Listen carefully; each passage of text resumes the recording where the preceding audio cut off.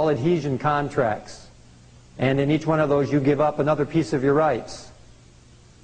And in the end you have nothing. You have no rights, not even to control what you do with your body. They want to tell you what to do with your body. Jimmy Carter transferred all the birth certificates as collateral against the national debt to the international bankers when he was president. They took your birth certificate as a security and a trust instrument that it is, and gave it to the international bankers as collateral so they could borrow more money. So your labor, your effort, your work, all of your life will never belong to you.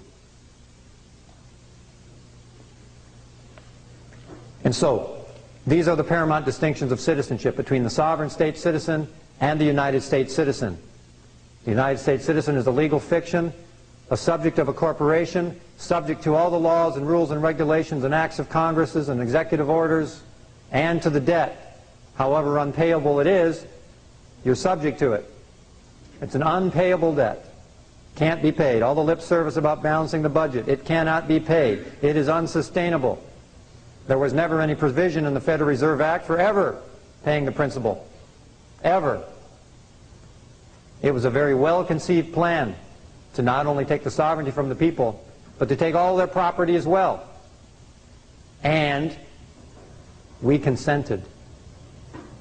We consented because we didn't know, because we were ignorant, maybe we were afraid, maybe we were distracted, maybe we weren't paying attention.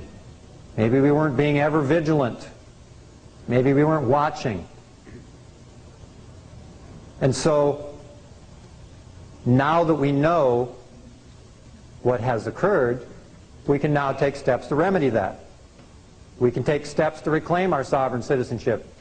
There are a lot of things that you can do. Now, I don't expect everybody to run out here tomorrow and go file your affidavits and burn your driver's license and all that stuff. There's probably a number of people here who have already done that.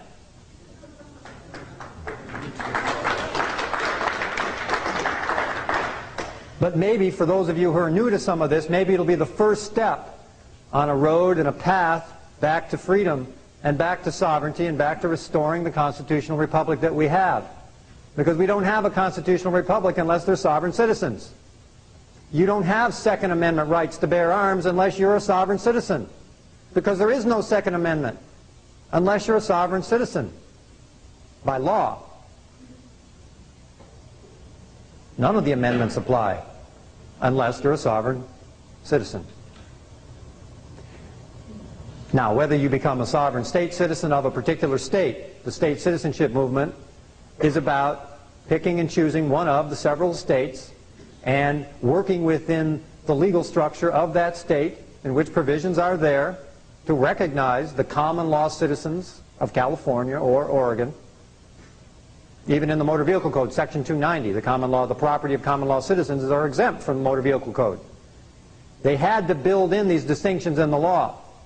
The things I'm talking about tonight are not the rantings and ravings of some crazy conspiracy theory, but these are all in the public record. It's in the law. They're in the United States codes. They're in the California codes. They're in the congressional records.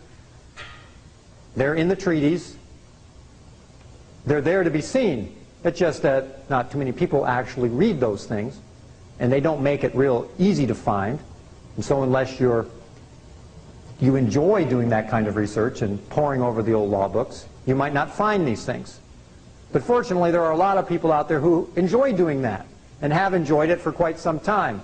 And now we've pulled together a lot of the research of most of those people. I put it together in a book called Reclaiming Your Sovereign Citizenship, so you can have it all between pages of about 250 pages, so you don't have to spend the next 40 years doing the research. You could probably read it all in 2 days and at least get enough background so that you could begin to walk on that path of sovereignty without reinventing the wheel.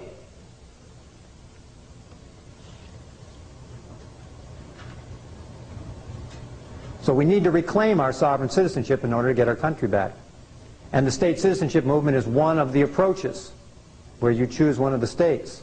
There's also a classification, I'll call it, called the American National. Now, an American National is one who has not chosen any of the several states in particular, but is in fact a non-resident alien, American national.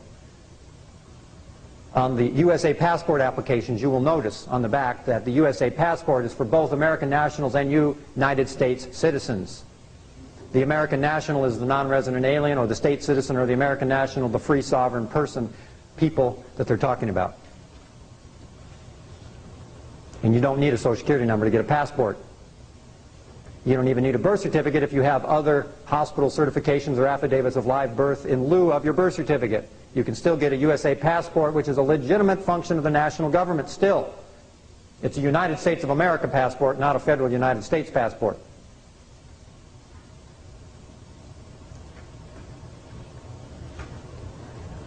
So from the Social Security Act on up to present time, people have, through many, many adhesion contracts, given up their sovereign citizenship and become U.S. citizens.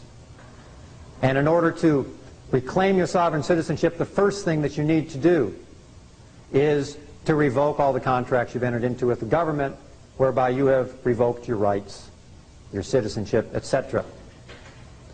And that's why I say not everybody's going to run out of here tomorrow and do it, because you may have to rearrange your affairs a little bit. You may have to do things a little differently. You may have to do business a little bit differently. Now, you'll be able to do business. You'll be able to do everything you can do now, only do it as a free person instead, and a person who has the sovereign powers of a sovereign citizen. But it may take a little time getting adjusted to it and getting used to it. So take your time.